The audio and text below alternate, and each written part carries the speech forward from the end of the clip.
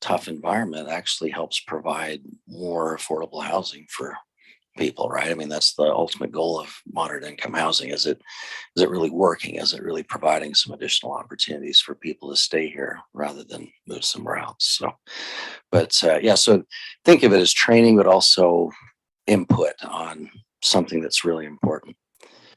And I really haven't come up with any recommended goals for the planning commission. I want to have a good dialogue tonight and see what the planning commission would like to do. There's almost the whole alphabet. It goes to X.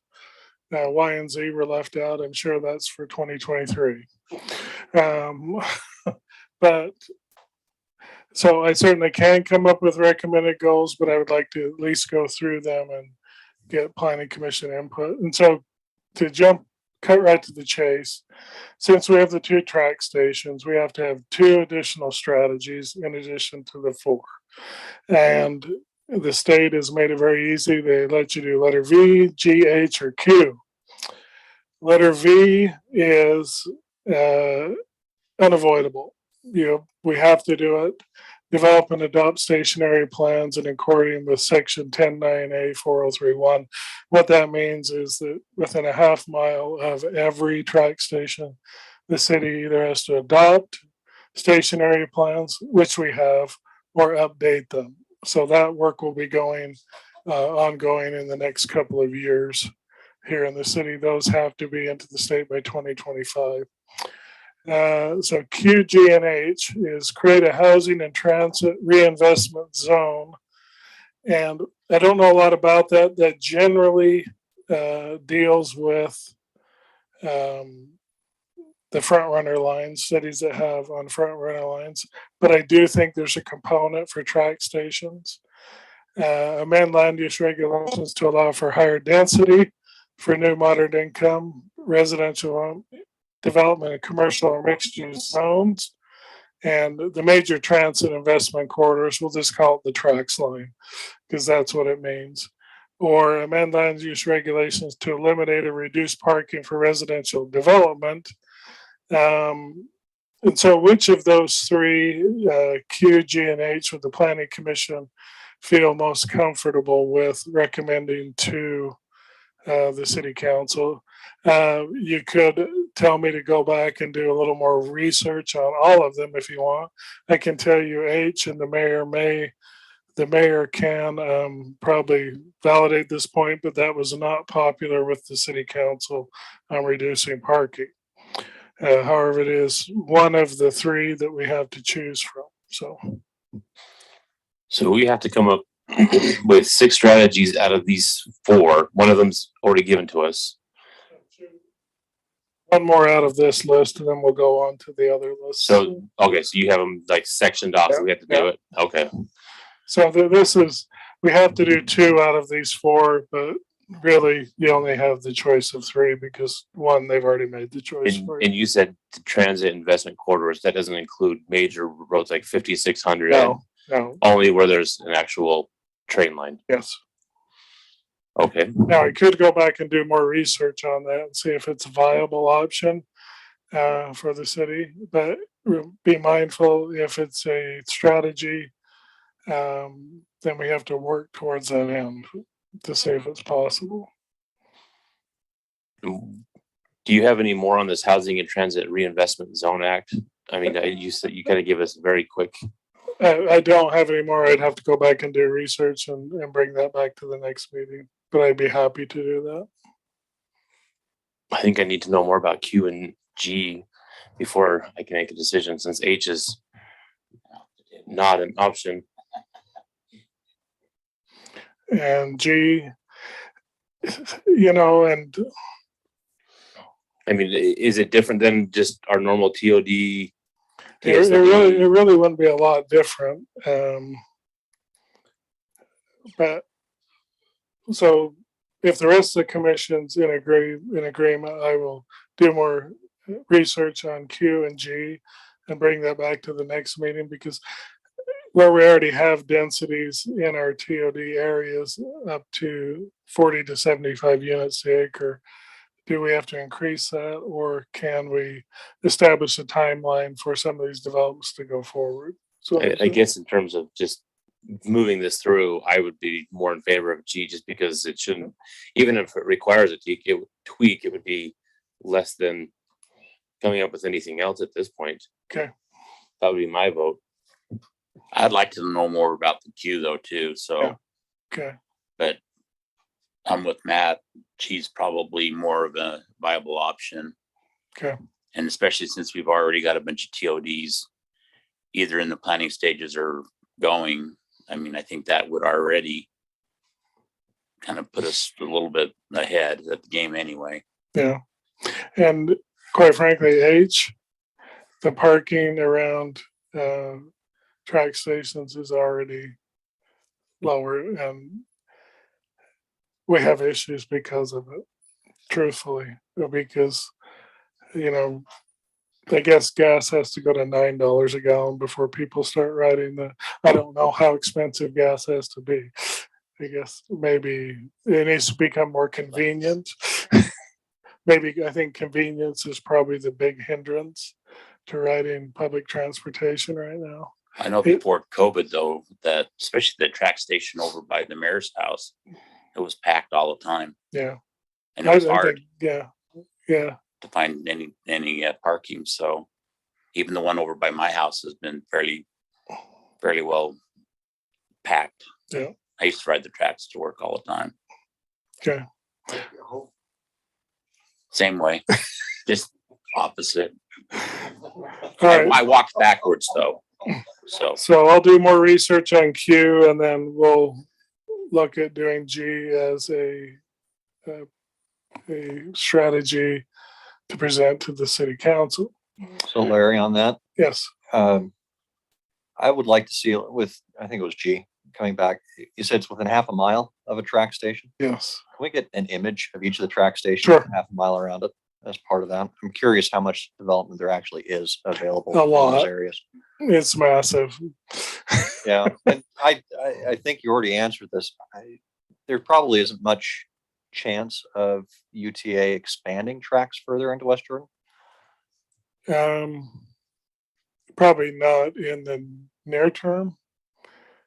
But as the valley grows out towards the west, there are some rail lines that may be used, but it's millions and millions of dollars and So far out there, not worth considering. millions and millions of dollars of additional federal debt, so. Yeah. All right, so then so we need to come up with 4 new strategies. Remember adopting the ADU ordinance that satisfied that goal. We can't use that again. Rezone for densities necessary to facilitate production of moderate income housing. Is that something the planning commission is interested in? I think that there may be areas of the city that in the near future are probably going to be rezoned that could facilitate this. So this may be a self-fulfilling strategy. Demonstrate investment in rehabilitation or expansion of infrastructure that facilitates the construction of moderate income housing. I don't really know what that means for West Jordan. I would have to do more research on that. Demonstrate investment in the rehabilitation of existing uninhabitable housing stock into moderate income housing. I don't know if, when I worked for South Salt Lake years ago, we had a lot of uninhabitable housing stock. I don't think that's the case in West Jordan.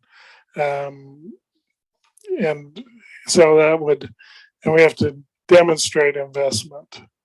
So I guess, Duncan, if I read that goal correctly, if we found 2 homes that were uninhabitable, and I don't know who puts There's no that in. minimum requirement. Yeah, Let's go see so if we can find it. is that a goal? Maybe identify and utilize general fund subsidies of revenue to waive construction related fees that are otherwise generally imposed. So that would be impact fees, building permit fees, application fees.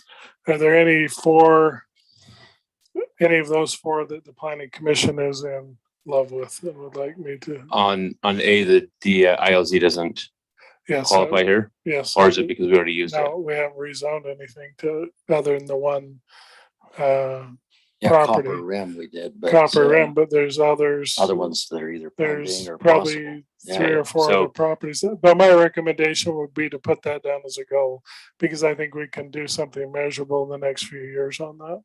So I'm just looking at this. So I don't necessarily want to do the easiest way out, which for me eliminates C, because it seemed like, we find two houses, yay, we did it, right? That doesn't move the meter for me. But on A, we kind of have the process already going, so that makes sense. The other one would be D, allowing these more affordable housing entities to come in, and we're incentivizing them by waiving fees. I would be in favor of A or D. What about the rest of the commission? I wonder how horrible would the repercussions be if we just told the state to stick it in their ear? Probably we'd lose all transportation funding. That's pretty horrible. I may have. I came It's in a all couple about the minutes late. money. Yeah, the penalties are quite punitive. I wouldn't recommend that strategy.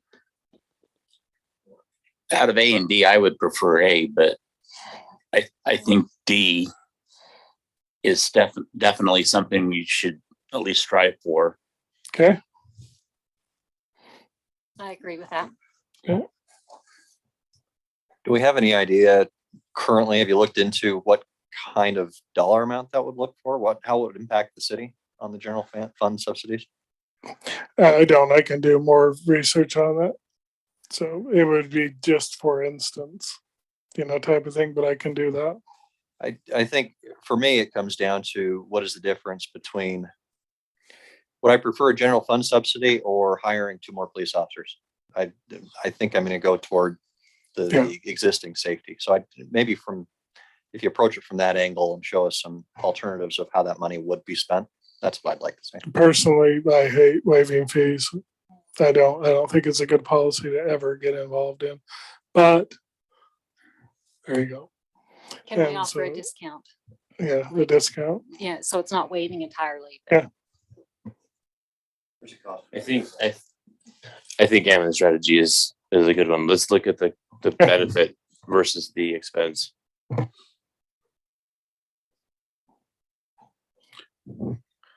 Okay, so E, we've already satisfied that strategy. Zone or rezone for residential development and commercial or mixed use zone near major transit investment corridors.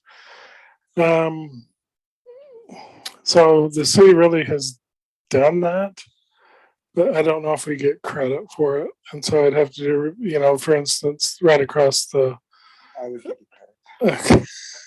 Thanks, Mayor. So right across the street, when I was a kid or younger, I shouldn't say kid, I'd say younger. It used to be Grand Central and Albertsons and Taco Time and all. And then it was kind of abandoned and it was rezoned to that. Is there another area in the city that can be done with near a major transit investment corridor? Possibly, with these ever expanding circumferences, possibly amend land use regulations to allow for single room occupancy developments. Don't have a lot of experience with that. I don't know. Is that like the Oddfellows home uptown? Yeah. So you just rent a room at a time. Implement zoning incentives for moderate income units in new developments. We have done that, but that could be a strategy. I would caution on that one because Duncan, I don't know if that ever made it into law where the city would have to subsidize that. If it was moderate income housing in new developments, we'd have to look into that and preserve. I can't remember. We'd have to check. Yeah. So, and I think preserve an existing new moderate income housing and subsidize units by utilizing a landlord incentive program, providing deed restricted units through a grant program, or establishing a housing loss mitigation fund, reduce, waiver, eliminate impact fees related to moderate income housing. Again, that's another, could be could have a potential fiscal impact on the city. So before we wrap up this portion, is there any of those that the planning commission likes? Are we being asked to pick one from each screen that No. you give us, or can No, we completely you could- ignore you this whole could- entire You screen? could ignore this whole screen if you. Well, the only reason I ask is, I mean, you said E may or may not have already been satisfied. Again, yes, we want to complete this, and if that's what it came down to, I'd be okay with E. But I don't think we should be looking for ways to get out of doing as much as we can. So if I were forced to pick one, F is where I would look at on the screen, but I'm Yeah. not really in love with any of these. Okay. Probably in a couple more minutes, we'll go over this next screen. M, demonstrate the creation or participation in a community land trust program for moderate income housing. One of our council people has already kind of broached this issue a little bit. So this may be a realistic goal. I am not an expert on land trusts. I don't know what they mean other than for preservation of open space, but this obviously is related to moderate income housing. I have to do some more research and bring that back to the planning commission. Implement a mortgage assistance program for employees. Why did you do that so quick? See, we could have used that as a goal, but the mayor already did it. Okay, so. It's our goal to keep it. A goal to keep it. And so, you know, I don't know, Duncan, I guess we could, maybe this is an ongoing thing. It could be an ongoing goal for the city. Yeah, I say where we haven't used it to count in the past, let's use it and count it this time because it's an ongoing process. It's right, Mayor. It's potentially barely got started, but potentially could go into the next year or two. So what Yeah. about employees that have lived in the city for 61 years? Do you give them some kind of break? Yeah. Speaking of myself. 1 minute. All right, so any of those two that we want more research on, or do you want to forward as a goal to or strategy to the city council? I'd love to hear more about what M actually entails. Is that what is a community land trust program? And if it's what I'm thinking it is, we're talking about open space and trails and that kind of thing running through a community and kind of networking our city. That's what I think of it as. That would be incredible if we could bring the community in as part of that land trust and work out maintenance of the corridors and things like that, and really step in and even help out the city with the parks aspect of it. Didn't the Harvard students recommend a land trust? If I remember. They correctly? did. Oh, Yeah. that's right. They did. I would be curious to know on Okay. why they recommended it and what And it that actually might be, means. that might be what it is. Yeah, because Yeah. it's typically for open space. And this is if they turn it over to or donate it to the land trust, and which would tie in with what the one council member is looking at right now is with new developments in a certain type of new zone, that if they could get density buy-ups, additional density, if they donated some land to a land trust. And that makes sense to me. Maybe it is trails or that kind of thing. So.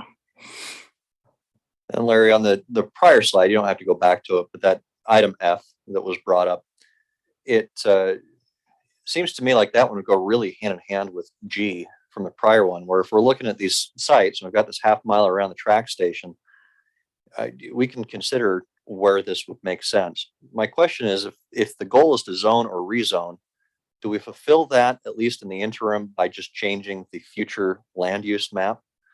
Because the zone or rezone has to come in from the landowner, does it not?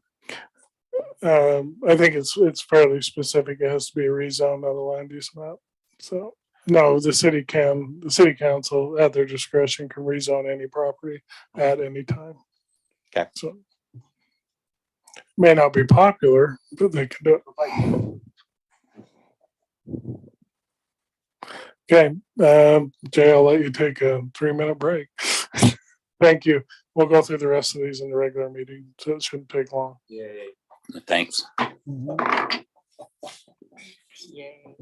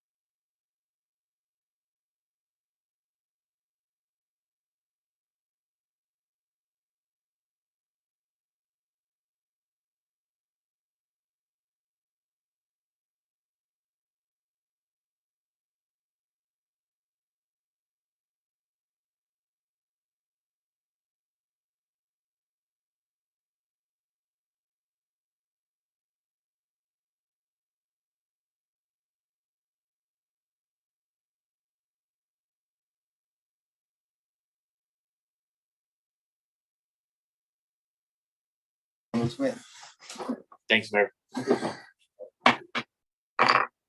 Okay, it's time to start our May 17th, 2022 West Jordan City Planning Commission meeting. We have all present with the exception of Commissioner Wynn. So we have 5 out of the 6. First on the agenda is approval of our minutes from last meeting. I move to approve the minutes from the previous meeting. I'll second. Okay, we have a motion and a second. All in favor? Aye. Any opposed? Okay, carries 5-0.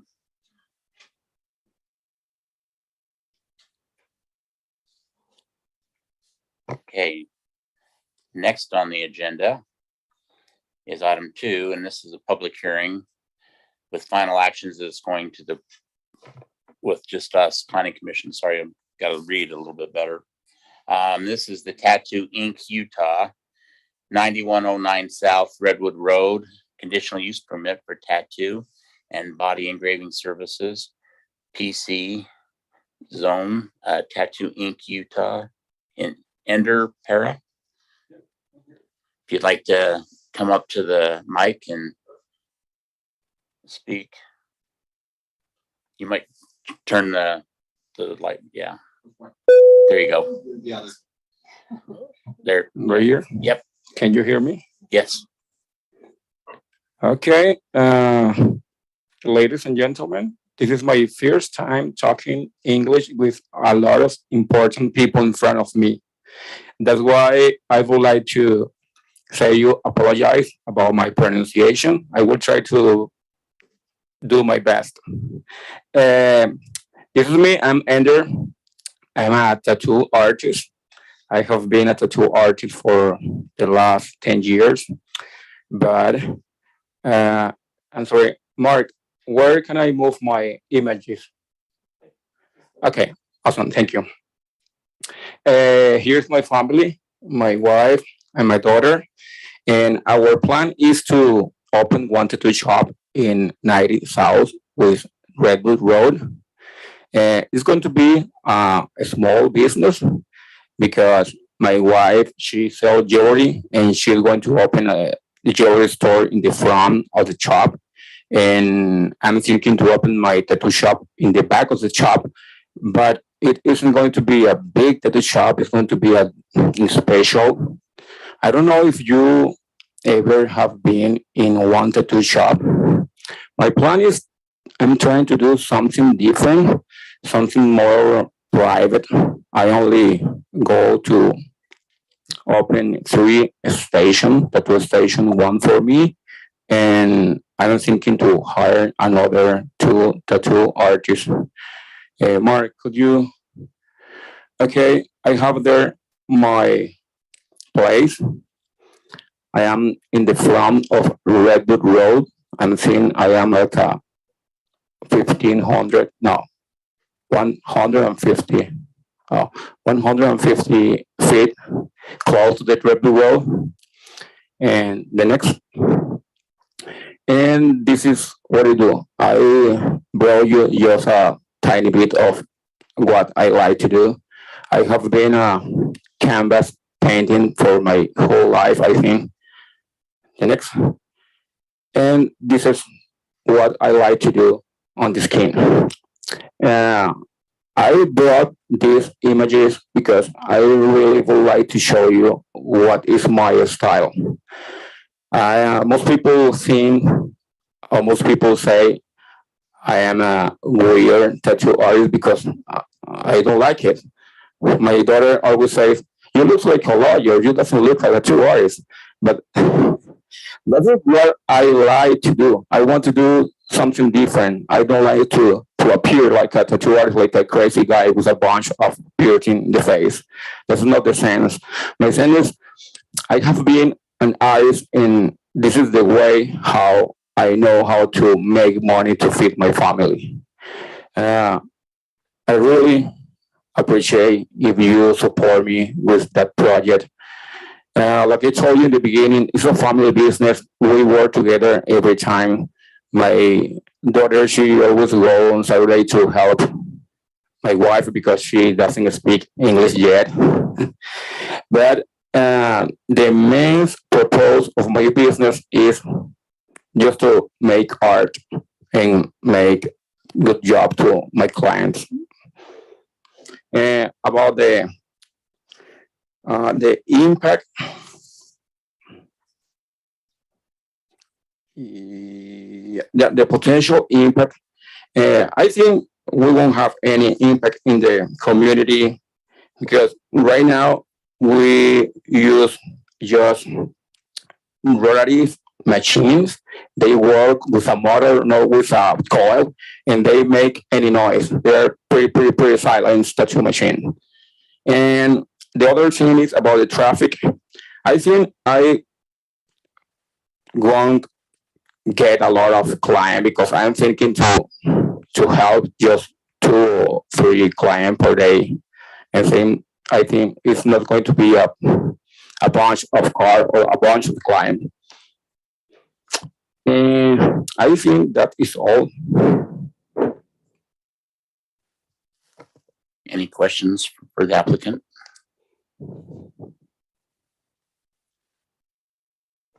Okay, Mark. Thank you. You can go ahead and have a seat. Oh, I was going to show you. Can you? I remind. I didn't bring nothing in my hand. Just that. Imagine. I would like to explain you what is the distribution in my shop.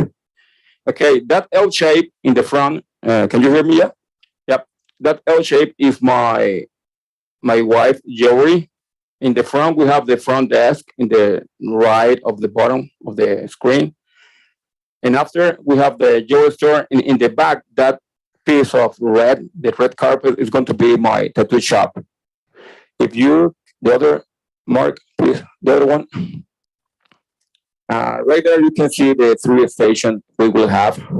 And that will be all. The other 2 rooms is going to be my wife's office and my personal office. And the last is going to be the storage in the back. And that is all. Okay, Thank you. thank you. All right, thanks. So I'm just going to go over real quick, just kind of zoning. Thanks, Andrew, for explaining that really well. So this is going to be located in a PC zone. Go ahead and have a seat if you want.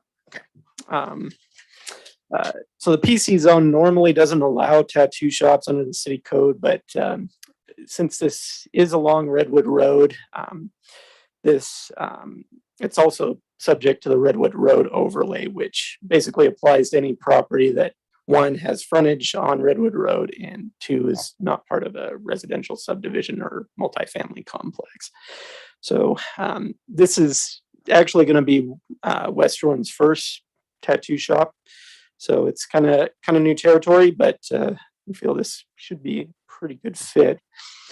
So this is kind of the surrounding area here on the map. As you can see, it's pretty heavy on the commercial side of things. There's big box retail, 2 restaurants on either side of the tattoo shops. And then the residential, there's really not much in the area. The closest is 540 feet away on the other side of Redwood Road. So we don't think there should be much impact on any residential. The hours are going to be pretty reasonable. They're Monday through Saturday from 10 a.m. through 7 p.m. So we're not really looking at late hours or anything like that. Pretty typical for the businesses that are there. As Andrew explained, there's not going to be any noise or dust or really any parking or traffic impacts, at least nothing beyond what's already there. Parking, they're looking good on. They're required to have at least 8 spaces, but the way this is set up, you can kind of see here, they've got a shared parking arrangement, and we did a study on that of all the businesses there, and the required parking with the parking that they already have comes out to a surplus of 297 spaces. So they've got plenty of parking. So that's pretty much it. And I'd be happy to answer any questions you might have. So it was like 2 years ago that we passed that, we did that change to allow tattoo, but so that doesn't apply in this area, but only because of the redwood. Where did we put the area that was allowed for tattoo shops?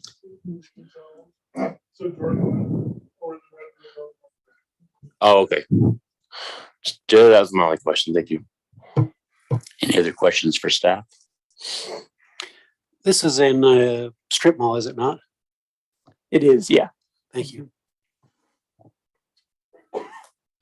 I can't believe it's our first tattoo shop. So I think this is fantastic. We need it. Thank you.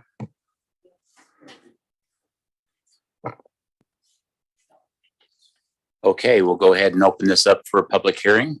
If anybody would like to speak on this item, you'll have 3 minutes. Just come up to the lectern and speak your name, and you have 3 minutes.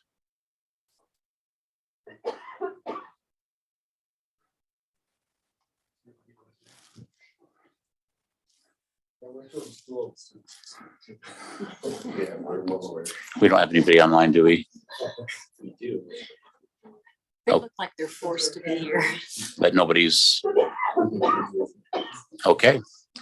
We will go ahead and close the public hearing and bring it back up to the commission. Am I good to go? You're good to go. I'm going to echo what Commissioner Hatch said. I'm glad that we're growing up. We're going to be a real big city now. So thank you guys. We're excited for you. Thank you for wanting to do business in West Jordan.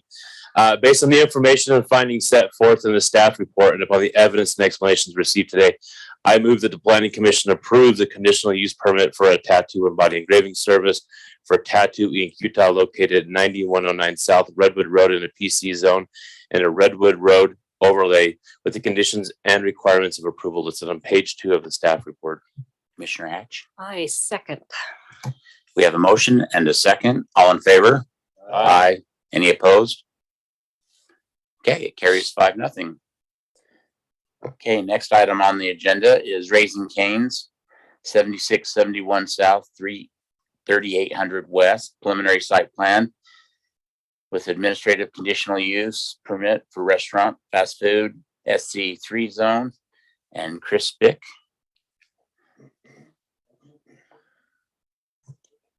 All right.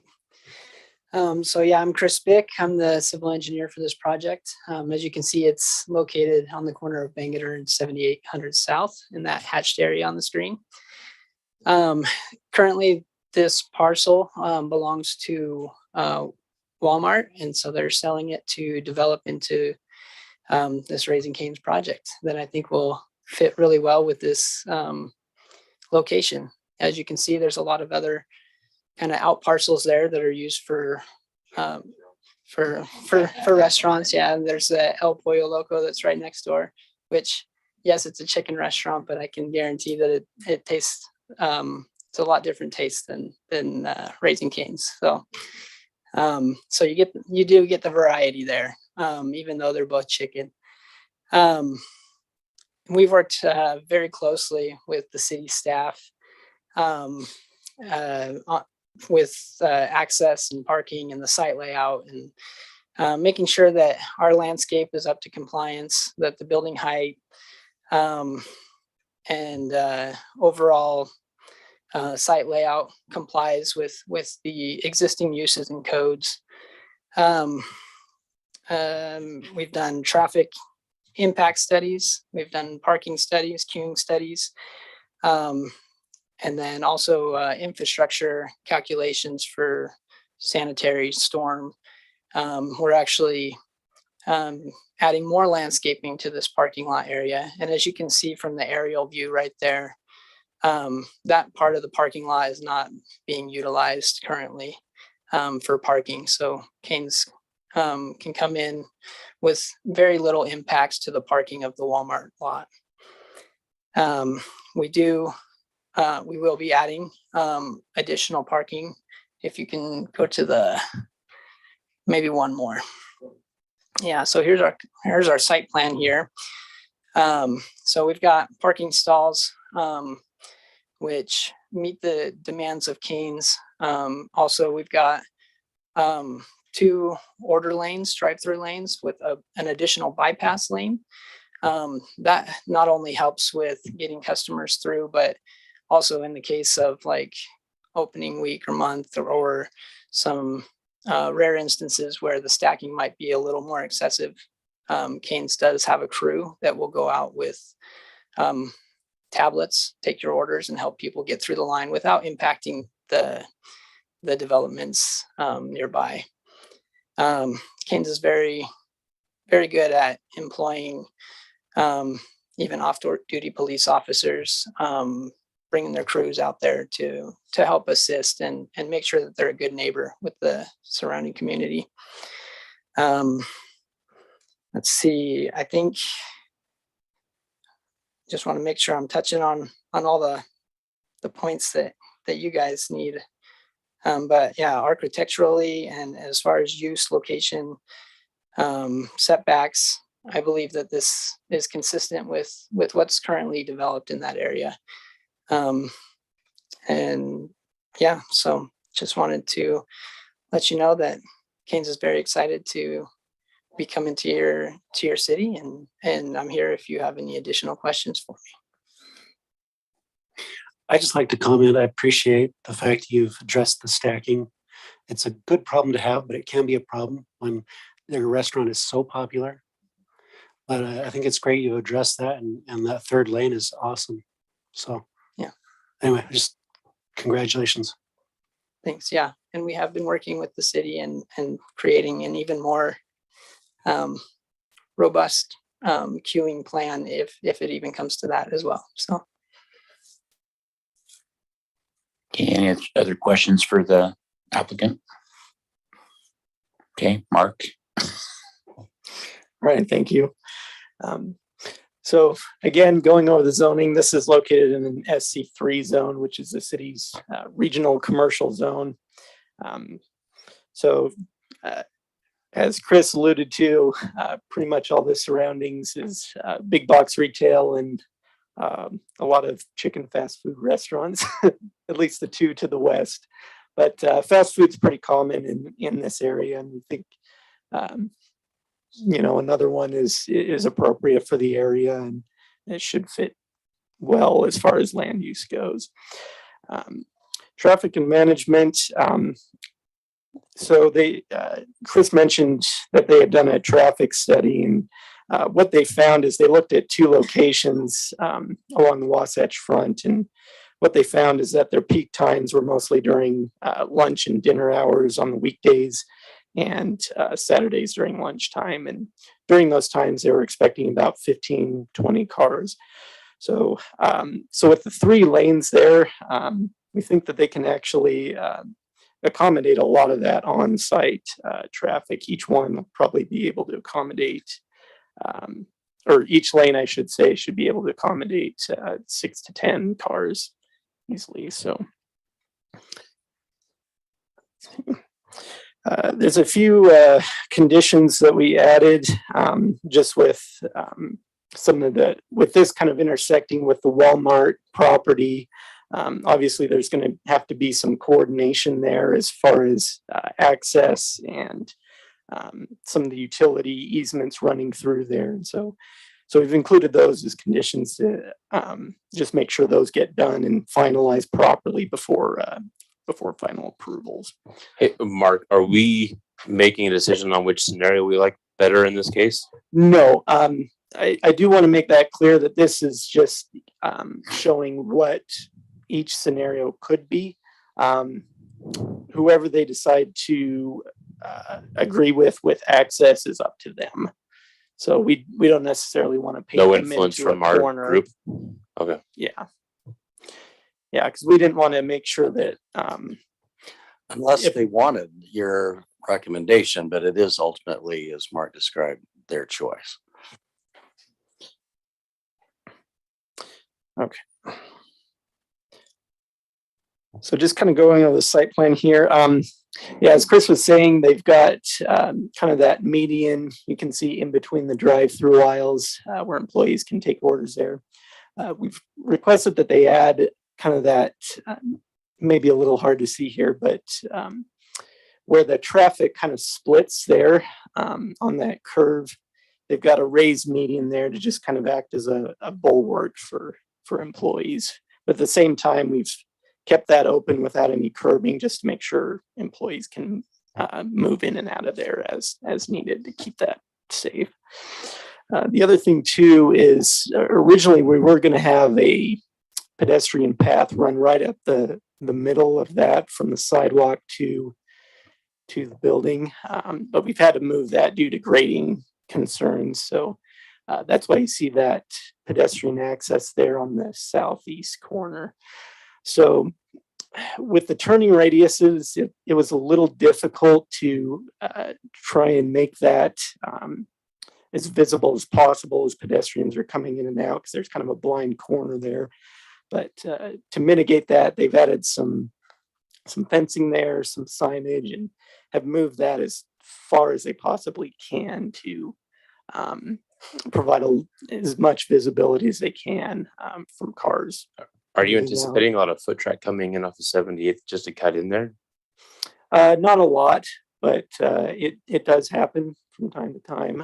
There is a bike lane on that route, so you could see potentially some bike traffic, but not a lot. And then the parking, we looked at some of the parking requirements, and as far as the on-site parking goes, they have enough for the indoor portion, but with the outdoor dining, that kind of raises the parking requirements a little bit. So we looked at more of a shared parking arrangement with the Walmart site.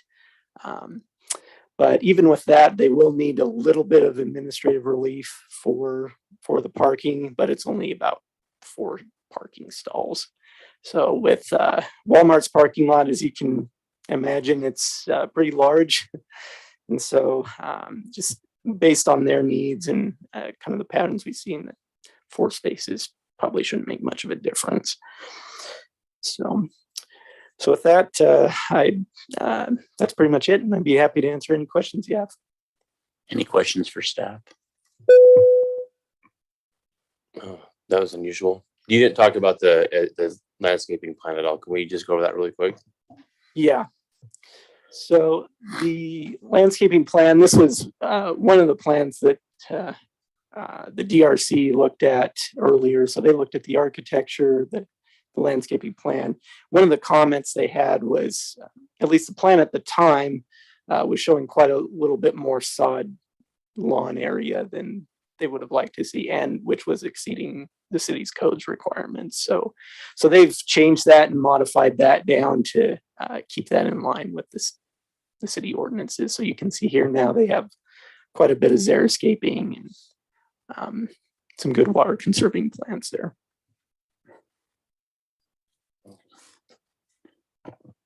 Commissioner Allen? I'm debating how to phrase this.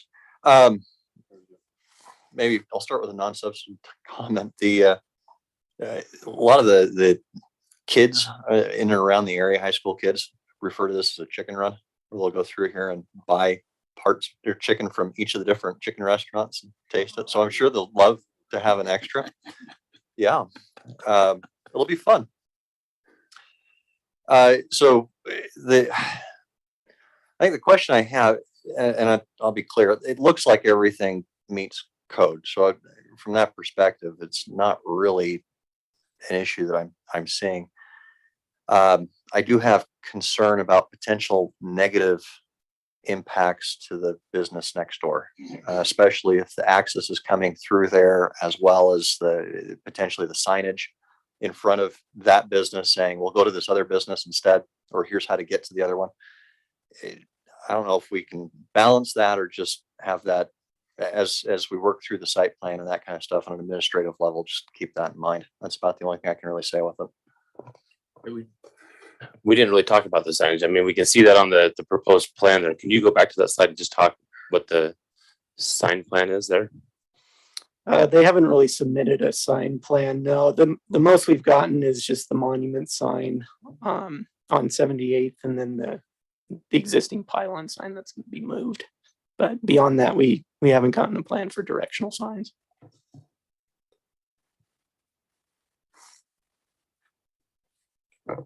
Okay, we will call you back up and just after our public hearing, and then if you're willing to even take some comments on the directional stuff, we'd appreciate that also. In fact, your rules allow him to make a public comment once you open the public hearing, and then at the end, like you say, he can also Yeah. talk again. So, Okay. Yeah, please. or are you opening the public hearing now then? Yes, I'm opening the public hearing. You're up. That's what I was trying to do. You did it. Okay. So I just wanted to clarify on this one. We have since opened up that access to the north, so it would be the scenario B that would allow traffic to flow kind of through the Walmart parking lot, which that's Walmart that's selling that parcel. And then also have a secondary or second access through the El Pollo Loco. We have also communicated with El Pollo Loco about coming in and they're to see if they had any concerns with traffic that we could help mitigate. We looked at a couple different options of like potentially trying to move access locations, but on the El Pollo Loco site, but it didn't really work with grading or city code or any of that. And so that's kind of why we opened up that one to the Walmart to kind of help appease all the parties there. Yeah, and so I just wanted to kind of let you know that it is scenario B that we're planning to move forward with. Yeah, so just Okay, thank you. okay. Yeah. Okay, this is a public hearing, so if you'd like to speak on this item, please approach the lectern and speak with your name, and you'll have 3 minutes. No?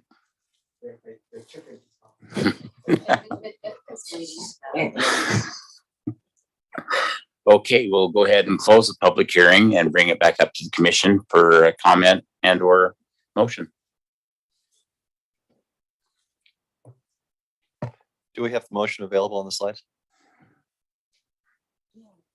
Oh, there we go. Well, I'd have to pull up my phone. All right. Based on the findings set forth in the staff report, I move that the planning commission approve the preliminary site plan for Raising Cane's located at 7671 South, 3800 West in the SC3 zone with the requirements of approval listed on page 2 of the staff report. Commissioner Sheldon, I second the motion. we have a motion and a second. All in favor? Aye. Any opposed? Okay, carries 5-0. Okay, next, Yeah. based on the findings set forth in the staff report, I move that the planning commission approve the administrative conditional use permit for Raising Cane's located at 7671 South, 3800 West in the SC3 ZC zone with the condition and requirements of approval listed on page 2 and 3 of the staff report. Commissioner Sheldon, I second the motion. we have a motion and a second. All in favor? Aye. Any opposed? Okay, that carries 5-0. All right, thank you. Okay, this will be public hearing with the planning commission recommending to the city council for final action.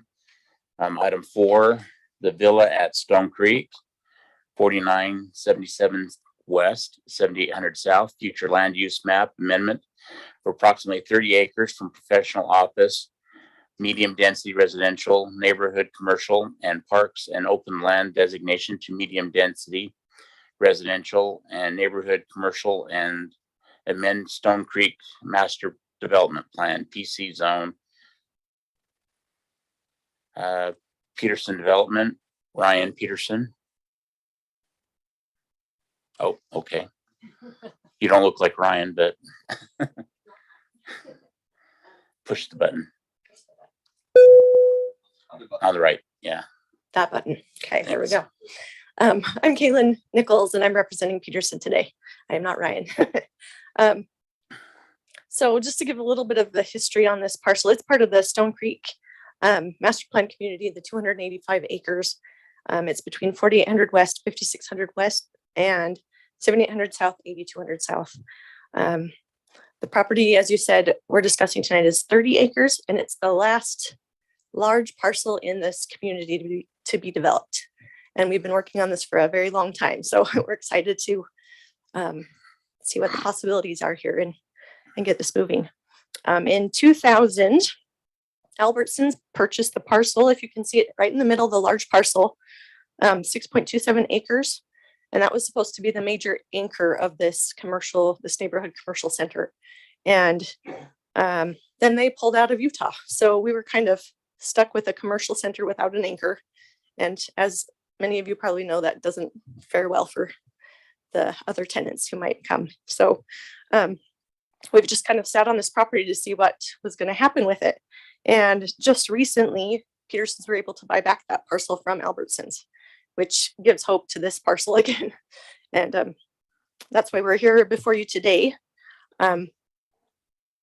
We've been excited about the possibilities with this. We don't see it as a commercial center anymore, just because after 20 years, things have shifted a little bit. We've had Mountain View Corridor go in, 5600 West has become a major north-south thoroughfare, whereas 4800 West hasn't grown in traffic that much. So we've kind of shifted our view on this, and we're trying to see what could possibly go in on this site other than commercial as a big anchor, as a big center.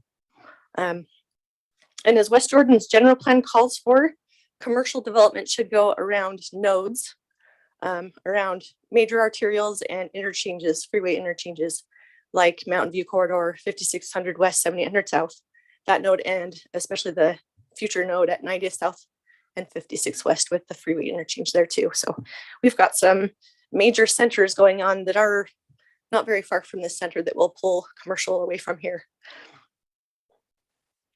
So in 2018, as we've been looking at the general plan and what has happened in the last 20 years, we rezoned 13 acres on the northeast corner of 56th and 78th to be a neighborhood commercial center. It was residential, and we rezoned 13 acres to be commercial, which I don't know if you've been out there, but that's the Culver's and the Costa Vida that's coming in, the Pizza Hut, the Sherwin-Williams. So that's really happening. And that just proves that corner is where the commercial wants to be. So the property we're discussing today, as you can see on the map, we are changing it from professional office, medium density residential, neighborhood commercial, and then parks and open land. We're not really changing the parks and open land. We're just updating it to follow where it's currently going. So we're not, it's a little confusing. We're not getting rid of the parks and open land, but we are proposing medium density residential, neighborhood commercial just on an acre on the corner, and then the parks and open land. In conjunction, we're amending the Stone Creek master plan just to reflect what we want to do on this site. We're proposing it to be a senior campus, a senior living campus where there will be 116 senior villa units and an assisted living center. And then as a buffer, we'll have 8 single family lots on the southwest adjacent to the existing Ivory lots.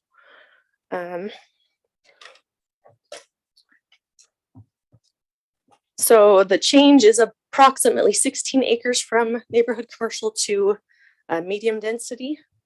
So our zone changed from 13 acres to commercial where it belonged. We feel kind of took a lot of the commercial that would go here and we put it where that node is, where it will be successful. We actually commissioned a senior housing and assisted living market study, and this site was determined to be ideal for a senior living campus. So we're pretty excited about this idea. And we've developed 2 different senior campus ideas in South Jordan. If you guys ever want to go out and visit them, we'd love to have you see them. They're just right next to the Costco. One is Harvest Crossing Villas, and the other is currently being built. It's the Haven. And they're not quite as ideal as this site because our assisted living is more on the major road and not connected into the neighborhoods, but it's still between the 2. So we also have a senior living campus that we're developing in Heber. Same kind of idea where there's an assisted living building in conjunction with senior units like this. And they've been really successful. It just makes it so the residents who come here to live, they don't have to leave when they need more care. They have an option to receive that care, but not leave their neighborhood, not leave their friends and their family pretty much that's right there as they've grown to love their neighborhood. We've teamed with Covington Group. They would be doing the assisted living portion of this project. They've done a lot of different assisted living buildings and they know their stuff. They're very expert in this, this realm. So we're excited to team with them on this. So as you look at this project to the north, it has medium density. It's part of a PC and R110 zoning, and they're single family lots. But of course, we're right next to 7800 South. So there's that buffer between 4800 West to the east and then single family. To the south is our park and Barney's Creek trail system, and then single family that's part of the planned community Stone Creek. And then to the west is public facilities. There's 2 water tanks, and then Ivory development that is single family. And our lots will be very similar to those in the Ivory development.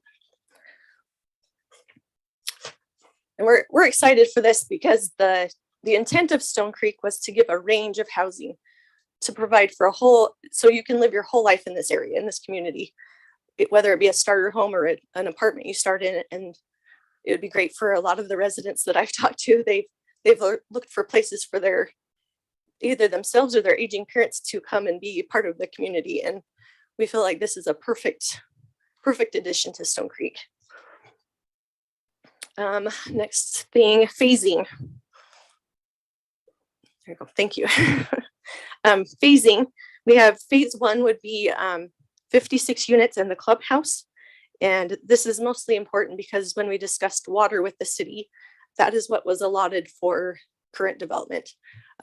Future water will come, and that was decided in a draft development agreement we have with the city. So we know that phase 1 will have water provided for it, and the subsequent phases will come shortly after, 6 to 18 months, they estimated. Some of the amenities you can see on the plan. We have a 2.12 acre village green in the middle, and adjacent to that, there's a clubhouse and walkways to go around, and there will be seating and trees for shade on those benches. The clubhouse is in the middle as well. It's about 3,000 square feet with a kitchen, gathering space, and a fitness room. There will be an outdoor hot tub and outdoor pool and a pickleball court right adjacent to the clubhouse. One of the biggest features is the pedestrian walkways that are going to connect the whole community together, and then to the outside trails that connect all of Stone Creek together. Those trails are heavily used, and it's awesome to think of connecting another portion of Stone Creek to those trails. The range of housing, I'll just go over this very quickly. The villas are 4plexes, and they have shared driveways. There's 4 units on each driveway. Each unit has a 2-car garage, so parking is really not an issue. Each unit has a 2-car garage, including the single family lots. They will each have at least a 2-car garage. Each of the floor plans for the villas is 2,400 to 2,569 square feet. So there are 4 different plans to look at, to choose from. And they have their main floor living, but then they have a bonus room above. So there's a little more space to them. Our single family homes are going to range from 1,700 to 2,000 square feet. And they're very similar to the Peterson Common homes that we just recently have completed. So the assisted living building, that's a little bit out in the future, but we're looking at possibly 60 beds and 2 to 3 stories. We placed it where it was, not just for visibility, but because it's adjacent to the water tank. So it won't impact the existing residents who are there if it does go to 3 stories. So all the roadways internal will be 50 feet wide public streets. The driveways will be maintained by the HOA, and there is 1 fire lane that will also be maintained by the HOA.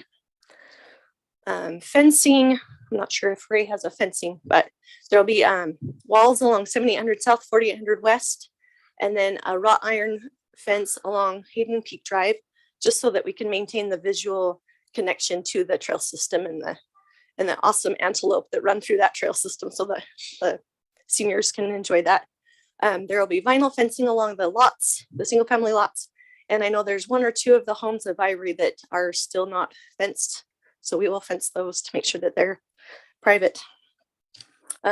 Guest parking, We currently have it just at the clubhouse because we do provide 2 stalls or 2 garages per unit. We could put additional parking in various places if it's needed. As far as open space, I did mention the 2.12 acres of open space in the middle.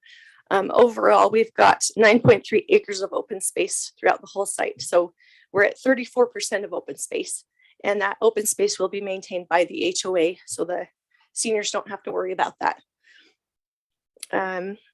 Utilities, this is my last point. Water use, we had a utility comparison study done, and water usage and sewer will be pretty typical of a residential.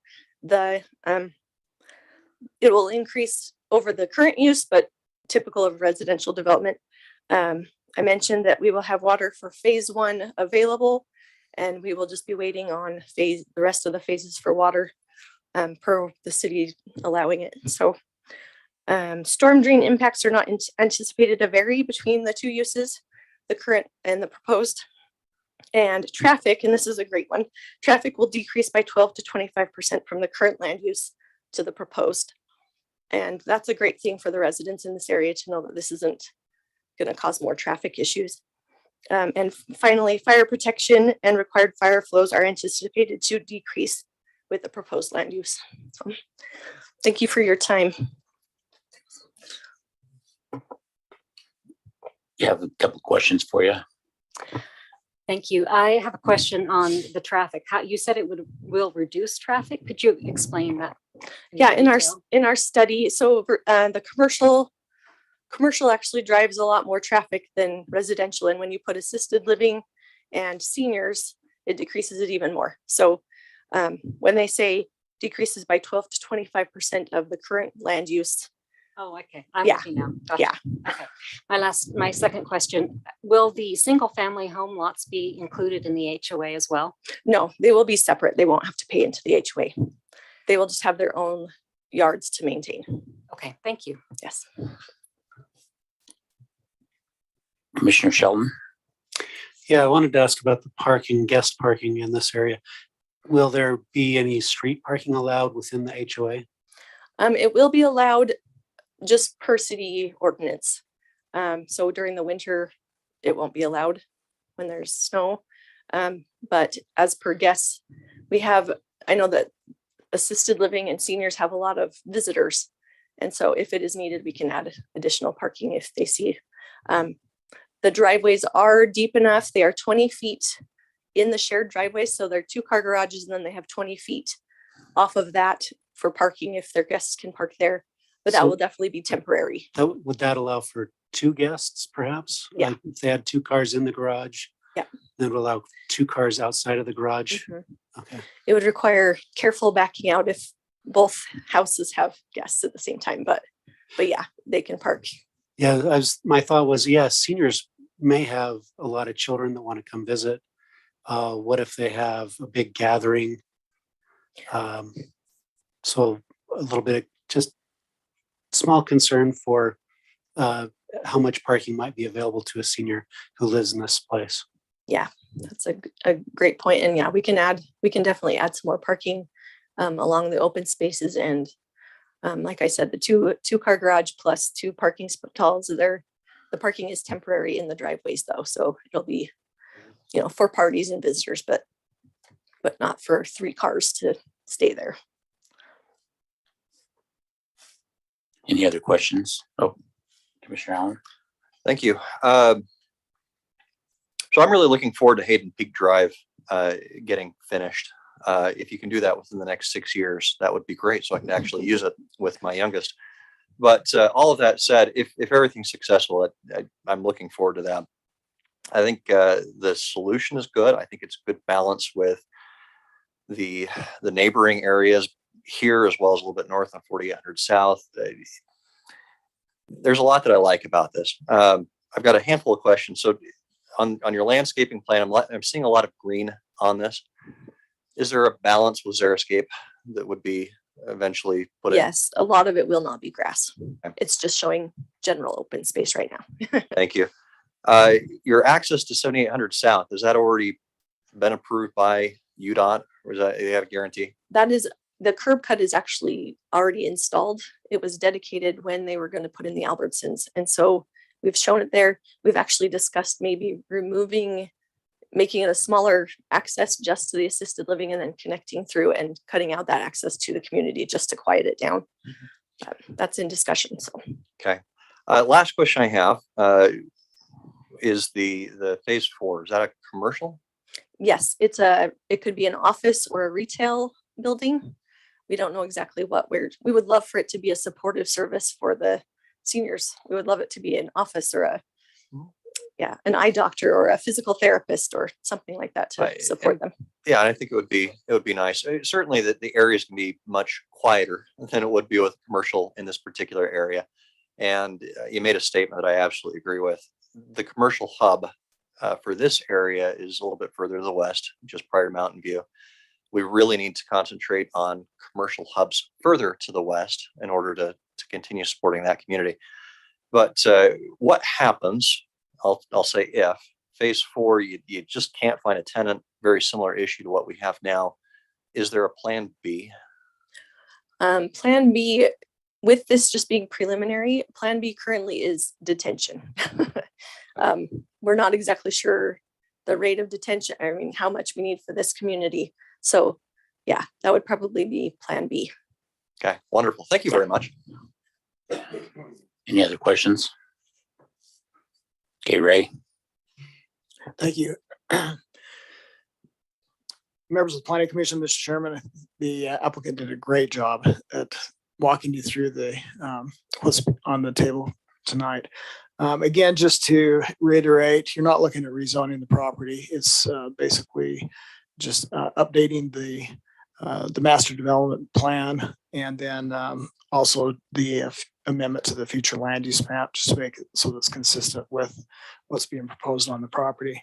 We really don't have any issues with what's being proposed. We think it's a good fit for the area, good fit for the neighborhood and how it's laid out. We really like that.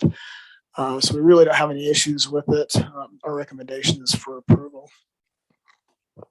Okay, Commissioner Quinney.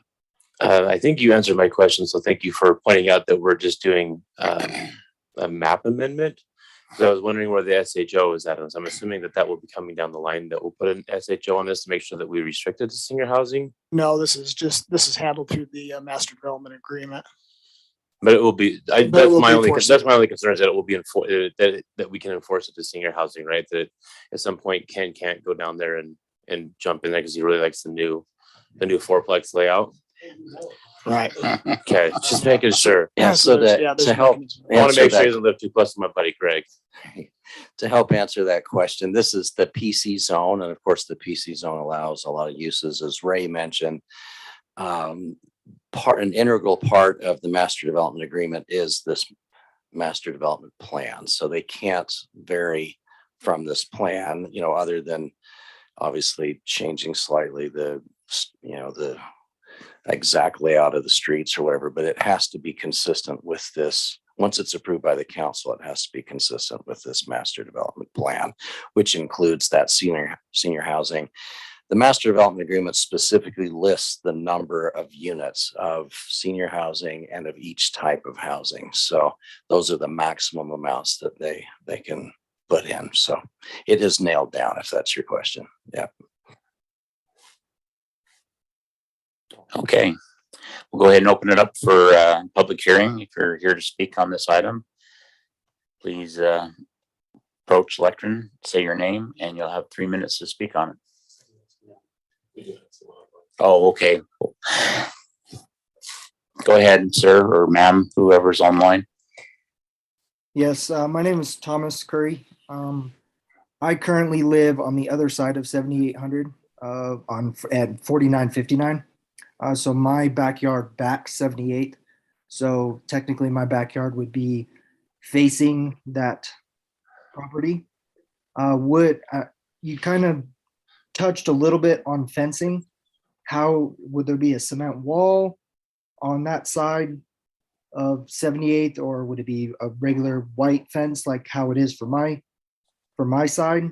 And if so, the side of 78, the residential families that are backing 78 have kind of talked with me and agreed that we would like a cement wall, retaining wall, be either put on our side or on their side to either one, reduce noise, two, for safety concerns. I know you said that it would reduce traffic by 12 to 25%. But already with the 78th opening up, I've been here for 5 years and there's been 3 accidents along 78th. One has been through a retaining wall, and if it wasn't for the retaining wall, it would have gone, that vehicle would have gone through the fence and through that back home. So my concern and the families that are backing 78th concern is safety wise of possibly more increased traffic and ways that you guys or the city can alleviate that stress for these families. Okay, this is not for that development, so really your best bet is to either contact your representative or one of the city councilmen and see if there's something they can do. But this is for the project on the other side of the street.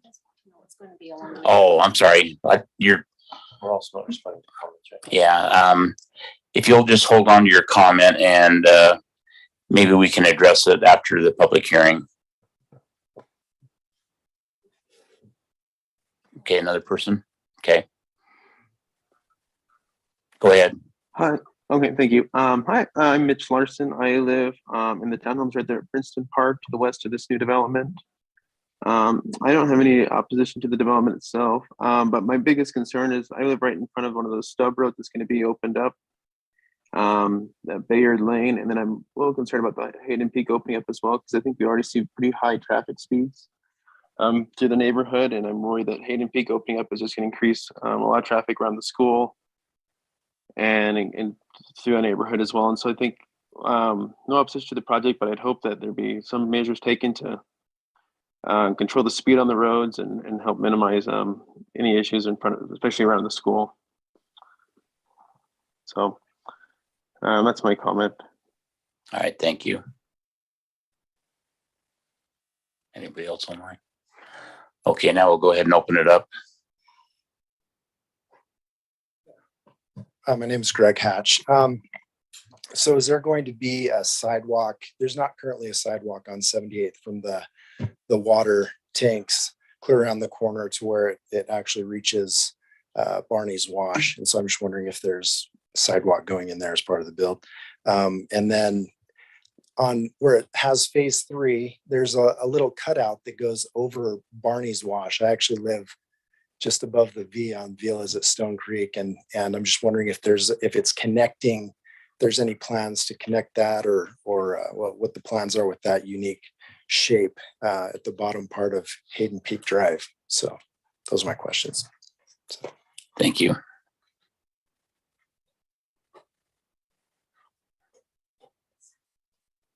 What do I push? The right button. Hi, I'm Melanie Bowles. I live on the east side of 4800 West. I too am curious about the safety of children in that there is a sidewalk on the east side of 48, but not on the west side. And also Hayden Peak, you can see right there at Hayden Peak, that is where the crossing guard is and crosses children to cross. They come through the bike path. My question is, what happens to the bike path for those of us who walk there, who hike there, who ride our bikes there? And so my question is there going to be a traffic light there in order to have that crossing? And when I have a hard time comprehending that's going to be less traffic when you add 125 cars in that neighborhood coming and dropping into 4800 West, and how it will impact the park that's on the south. Thank you.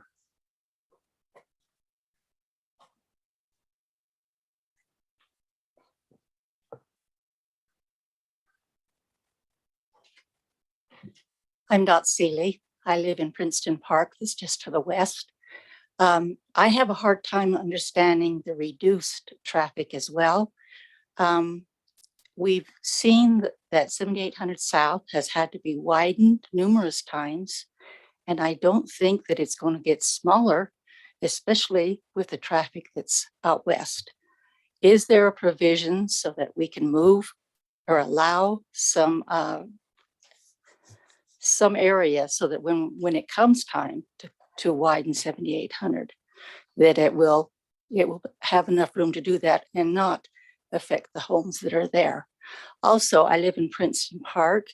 I didn't know when I moved in that the garages are supposed to be 2-car garages, but you have to be a real good driver. And I only have 1 car, and I'm really grateful for that. But it says two in the driveway. In our area, you've got teenagers, and they have cars, and mom and dad have a car, and then the teenagers' friends come over. There are times when we can't pass through the driveway or the roadway because there are cars parked on either side.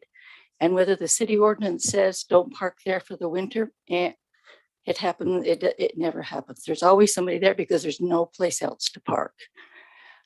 She said there'll be provisions. I think we need to put in place the provisions in advance so that we can have some place for those cars to go. And I'm looking forward to phase 5. I really hope I'm not dead by then. Thank you. Thank you.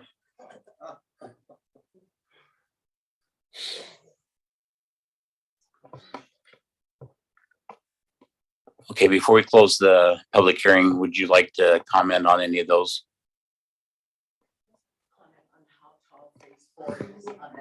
How tall everything is. Can we just make it as short as possible? So the single family will be allowed 2 stories or 35 feet.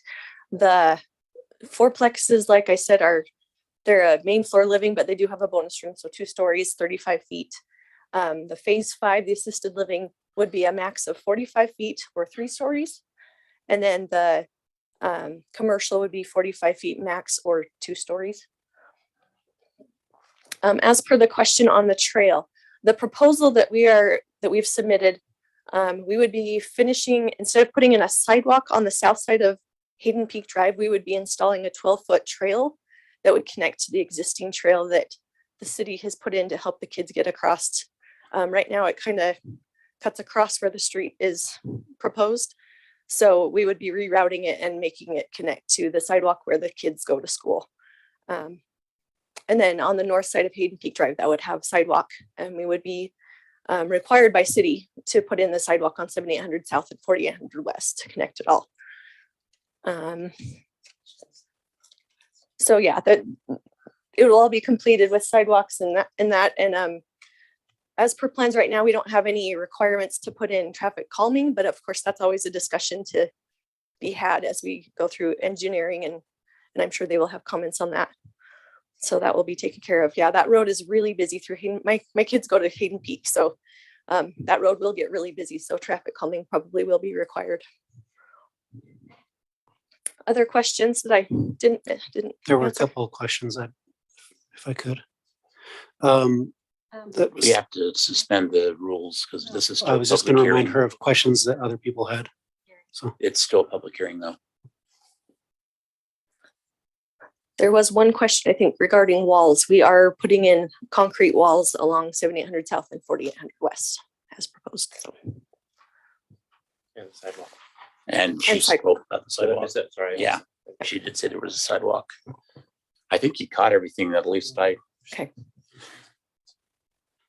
All right, we'll go ahead and close the public hearing right now and bring it up to the commission. Commissioner Shelton. So, question for the applicant.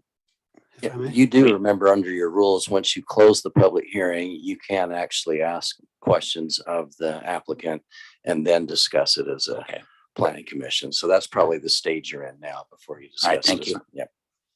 There were just a couple of questions that I heard that weren't touched on. One person on the phone call asked what type of wall, and I believe you already addressed it, but just if you could reiterate the type of wall that will be along 7800 South. Yeah, it'll be a precast concrete wall, 6 foot. Yeah, I think you already told, but they may have missed it. And then the next question was, what is the flag that reaches down into the gulch on phase 3? Yes, that's a parcel of open space that has a trail in it currently, but it was never dedicated. So it's just going to remain as open land as it has. It just was never, it's just kind of an outlier in the parcel. Yeah, just kind of like if a piece of street that you're adding to the street, this is just a piece of trail and open space added to the open space, right? It's already used as such, but now it's formally dedicated as such, right? Yeah. Thank you. That was all I had. Okay. Commissioner Allen? Yeah, since you're up here already. One of the questions came up, and I think it was a good question. That is that now intersection of Hayden Peak Drive and 4800 West. I understand 4800 West is pretty much, that's the amount of traffic we're going to get, period. There really isn't any more development there. But certainly during school, we're going to see, myself included, people leaving the school this direction instead of heading up toward Grizzly. I don't anticipate it's going to be enough to add a traffic stop or traffic light, excuse me, or anything like that in that particular area. Have you done any traffic studies to understand what that additional flow would be during the, just be during drop off or pickup of the school? We have not done a traffic study for that particular use. The master plan has always shown this road connecting through either to 78th or to 48th. So our initial traffic studies did show the flow of traffic from the school. Those peak hours are going to be tough. And I think at minimum, they're going to have a crossing guard at that point just to make it a little safer. But that can also be part of our discussion with engineering and planning as we move forward. I forgot one. Could you, for those present and on the phone call, if you could explain a little better how there will be a decrease in traffic based on current approved land use versus what you're proposing. I think people have the impression that putting this in, you're suggesting that putting all these units in will decrease what's currently there. And that's not the case, is it? It actually decreases just based on the land use itself, because commercial has higher traffic counts. And we do have a preliminary traffic, not necessarily a study, but an agenda that shows the traffic counts for the current use and the proposed use. And it showed a decrease. So I think what you're saying is that compared to what was previously planned, what that increased amount would have been, what you're now proposing is less of an increase than that would have been, right? So yes. So it's still an increase. It's just much less of an increase compared to the other use that would have gone there. Yes, that's correct. Okay. If we had gone forward with a commercial center, the traffic would have been 18 to 25% more than the residential use that we were putting in. Okay, one more question. Commissioner Allen? Thank you. This is more for staff, so either Duncan or Larry. On the master development agreement, knowing that that is an older document, it's been around for a while, it's either already addressed or needs to be addressed, but the road widths as well as the landscaping, are those now going to be brought up to date to conform with current standards as opposed to what was going on at that point? I think this is just like the first stab at it. So this is just a concept level right now. So where we'll be getting into the actual road widths won't be until we start getting into the site plan review, and that'll be coming back to you to take a look at in the future. There'll be 5 different subdivision plats coming back to you, right? Yeah. For each phase. Yeah. So, and maybe I'm misunderstanding then, when we've got a master development agreement that changes code slightly, right? That in other words, they're held to the provisions of the master development agreement over code. Am I understanding that right? Typically, when there's a master development agreement, they're held to the standards at the time the agreement is made. So there may have been certain things that were locked in with their original master development plan, but otherwise they'll be required to follow current standards. Does that answer your question? Yeah, and it sounds like something that just be addressed as we move forward. So yeah, I Excellent. Thank you. Okay, any comment? Okay, does somebody want to make a motion? I'll make a motion if we can Okay. go to it. We're getting there. Oh, all right. So amending the future land use map. Based on the information and findings set forth in the staff report, upon the evidence and explanation received today, I move that the Planning Commission forward a positive recommendation to the City Council to amend the future land use map from professional office, medium density residential, neighborhood commercial, and parks and open land designations to medium density residential and neighborhood commercial for the Villas at Stone Creek development located at approximately 4977 West, 7800 South in the PCCC zoning district as discussed in the staff report. I think you're in the wrong. I'll second that, but boy, man, that was speedy. I'll second that. Okay, we have a motion and a second, I think in one breath. All in favor? Aye. Any opposed? Okay, it carries 5-0. Want to try the second one? Yeah, let's go. It's a lot shorter. Based on the information and findings set forth in the staff report, upon the evidence explanations received today, I move that the Planning Commission forward a positive recommendation to the City Council to approve the revised master development plan for the Villas at Stone Creek as discussed in the staff report. Commissioner I'll Hatch. second that. Okay, we have a motion and a second. All in favor? Aye. Any opposed? Okay, it carries 5-0. Okay, next item on the agenda. Item number 5, text amendment, pet boarding. Amend the 2009 West Jordan City Code, amending pet boarding as a conditional use in section 3-5E in the SC2 Community Shopping Center Zone and the SC3 Regional Shopping Center Zone, amending section 13-6K Interchange Overlay Zone, IOZ, adding pet boarding as a conditional use and removing the kennel as prohibited use, amending 13-2-3, adding a definition for pet boarding, citywide applicability, and looks like Larry Gardner. So the mayor wanted me to put a picture of a dog on a skateboard, but I don't have one. So we talked about pets a couple of meetings ago. It's becoming increasingly, well, I don't know, I've always had pets, but it's becoming more popular, the type of different uses that take care of the needs of pets.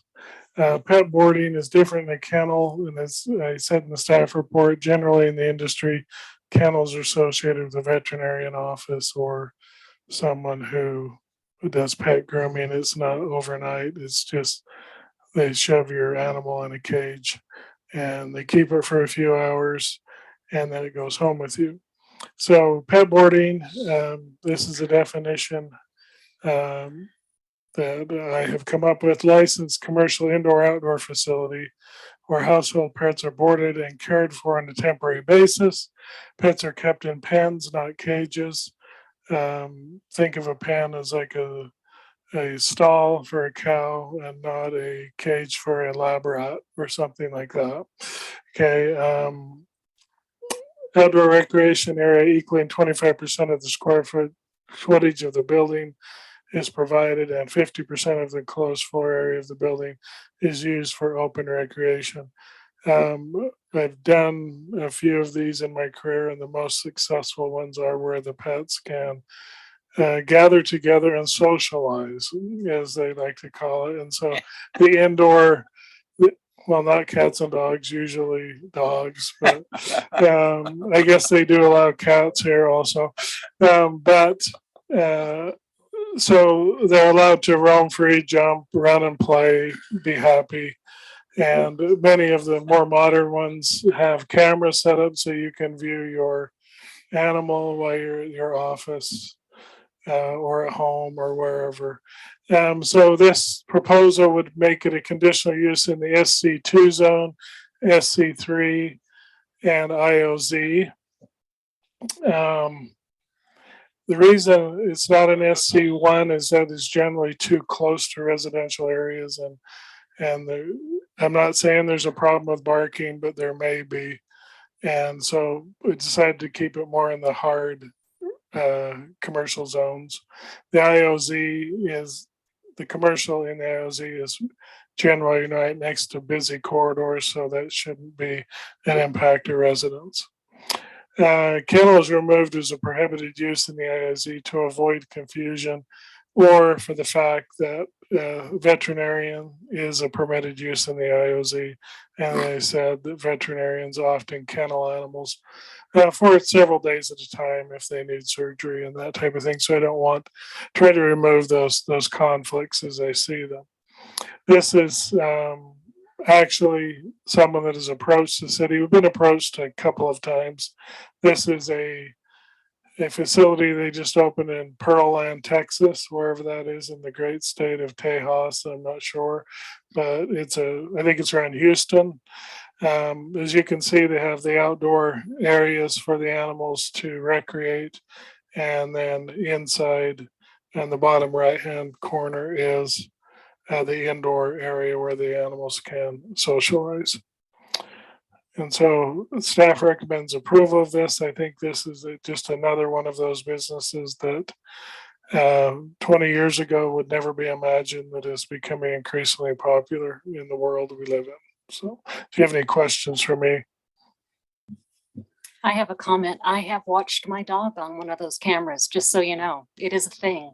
And it was very entertaining. I mean, considering it was my dog. So Did he behave? she did, yes. She did. She loved Okay. it. Yeah, Okay. it was great. And they even took pictures, and I came home with a picture of her happy.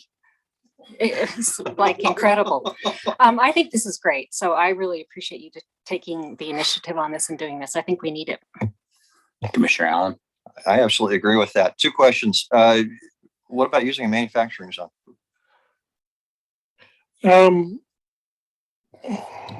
This is a professional opinion. I don't like cluttering manufacturing zones with things that aren't manufacturing or industrial.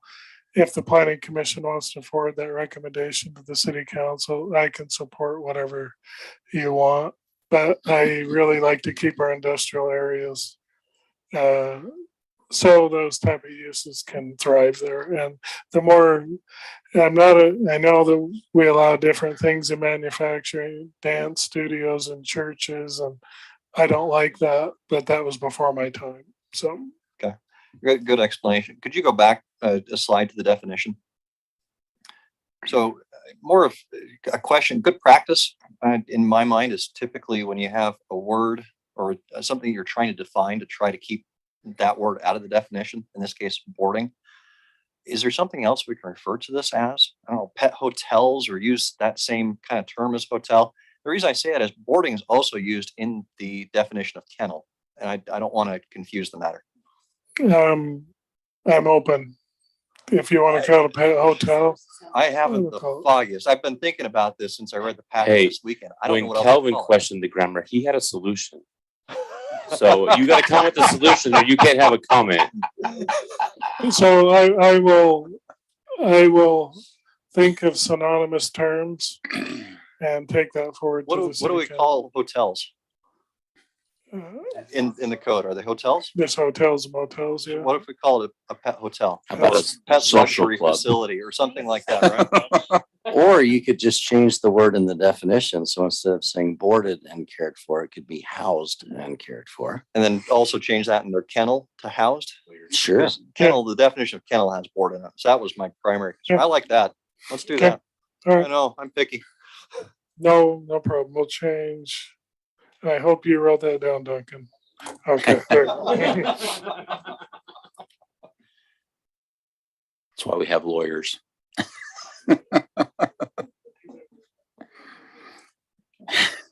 Okay, any more questions before we open this up? Is there anybody online? Nope. Okay, we'll go ahead and open it up for a public hearing. We have 3 minutes to speak on this item if you'd like. Okay. We'll bring it back up to the commission for comment and or motion. I'm with Larry. Let's leave the M1 alone. And on that note, based on the information and findings set forth in the staff report and upon evidence and explanations received today, I move that the planning commission forward a positive recommendation to city council for this application with Commissioner Annan's suggested word change. Commissioner Shelton. I second my motion. Okay, we have a motion and a second. All in favor? Aye. Any opposed? Okay, carries 5-0. Okay, next item is the text amendment, non-conforming signs. Amend the 2009 West Jordan. So, no, yeah, I did. Okay.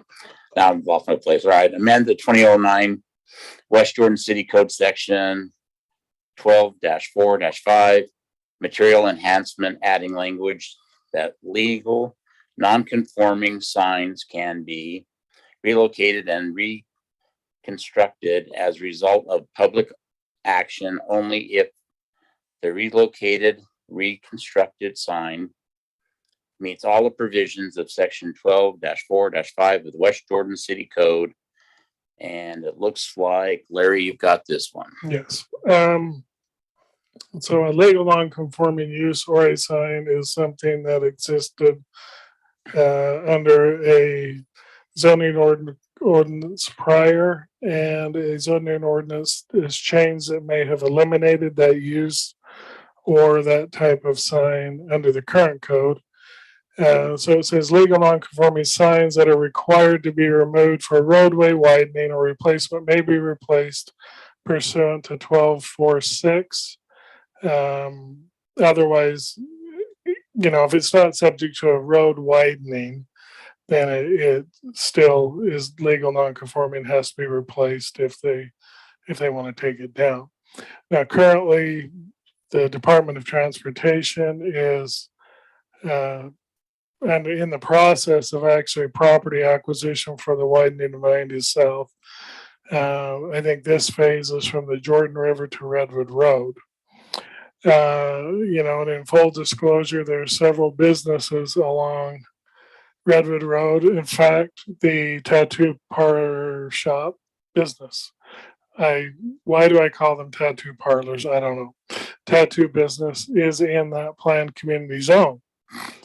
There are several pole signs that are in the PC zone that are no longer allowed in the PC zone. The only thing you can have is a monument sign.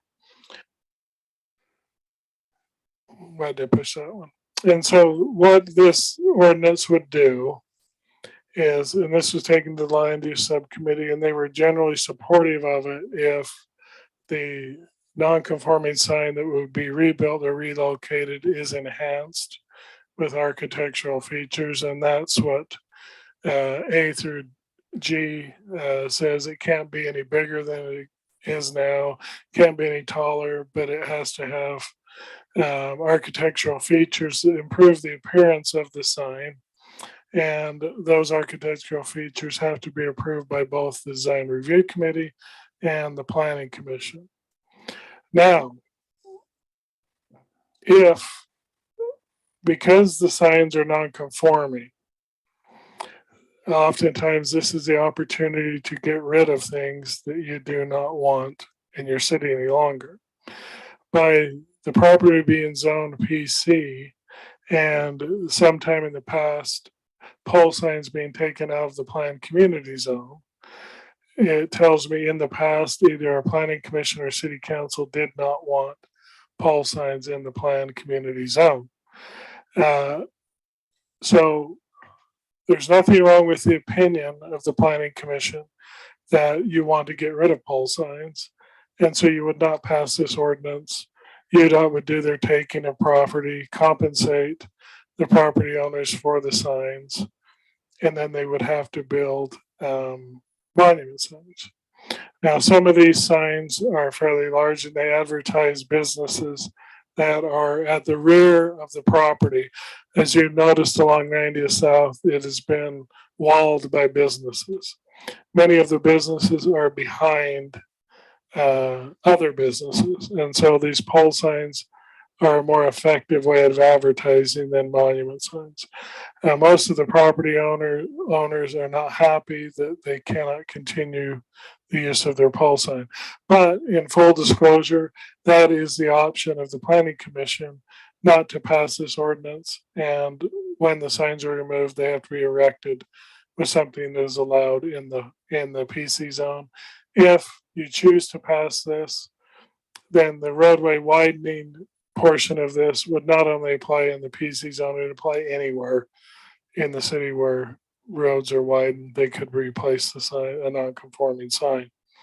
These are some of the signs. You can see that one at the very top. The strip mall is way at the back in the south, and so that sign advertises a lot of businesses. Of course, the Legacy Shooting Center that used to be the old Granite Furniture sign, and then of course where Shopco used to be is now Walker Edison. I don't know how, truthfully, they're going to relocate that sign. That business flower patch is probably going to be, I imagine snow removal is going to put some glass out when that happens, because I don't think there's any building takes on 90th South, some parking, but that business is going to be very close to the street.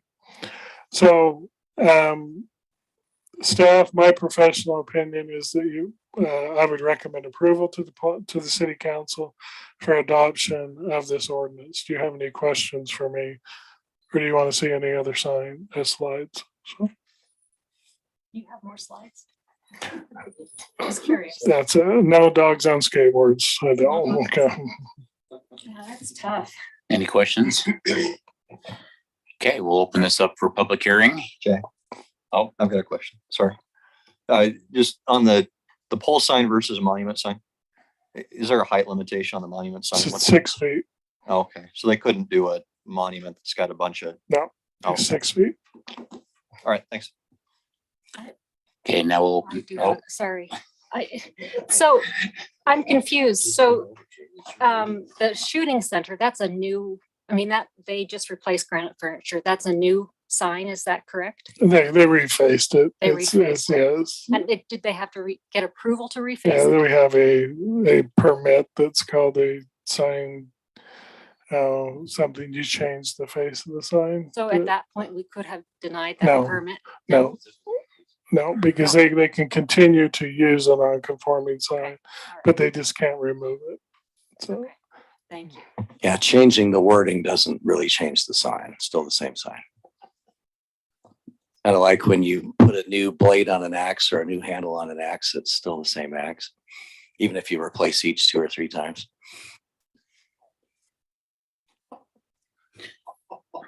Okay, any other comments before we actually open this up to public hearing? Okay, I have to might as well. I have to confess, I'm confused by this. Something I just not quite fast enough to follow. So if you could, what's just in a nutshell, what are we trying to do here? so what you're trying to do here is pass an ordinance that allows these signs to continue because of road widening. Yeah, the pole signs. Otherwise, when they widen the road and take out all that nice landscape buffer that UDOT promised 30 years ago would never go away when they widened 90th the last time, is now going away. The signs have to go away. If you pass this ordinance, it allows the signs to be relocated or rebuilt in a better way, but they still can have pole signs. So if we pass it, we will not be requiring monument signs. No. Okay, thank you. And that only applies, all the other businesses can't jump on board and say, I want a pole sign now. It's only the specific property owners that are affected by road widening. Existing. Yeah. Because the new ones do have to have the monument signs. Correct. Yeah. Because the city gave them permission at one time to put that sign up. We've changed our laws, our ordinance, but we can't go back and say, oh, we changed our mind. That sign you put up, you have to take down now. So we're letting them keep it. With the road widening, that's going to be make that sign have to move. So if they move it right now, we don't give them permission to move that sign because it's non-conforming. So we let them leave it there. So this will let them move that sign just in these cases only because they have no choice. They didn't choose to move it. The state's making them move it. And if you look at this area, there is no other way to really, I mean, if you put a monument sign there, it won't work. Yeah. Unless you put it, We could have a row of monument signs, well, you could put one right through the, Cemetery. monument sign row. Campbell's holding up the public hearing. yeah, okay. Let's go ahead and open this up for public hearing. No more comments.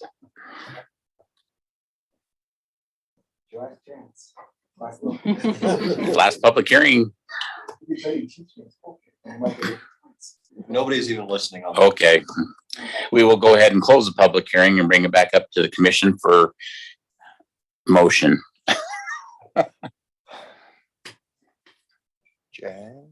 Oh, Commissioner Allen. Based on the information and findings set forth in the staff report, upon the evidence and explanation received today, I move the planning commission for a positive recommendation to the city council for this application. Commissioner Shelton, I'll second the motion. all in favor? Aye. Any opposed? I'll be opposed. I'll be opposed. I'm having issues with this, so I'll be the one dissenting vote. Do I have to state why? Okay. No. Okay, it gets approved 4-1. Thank you.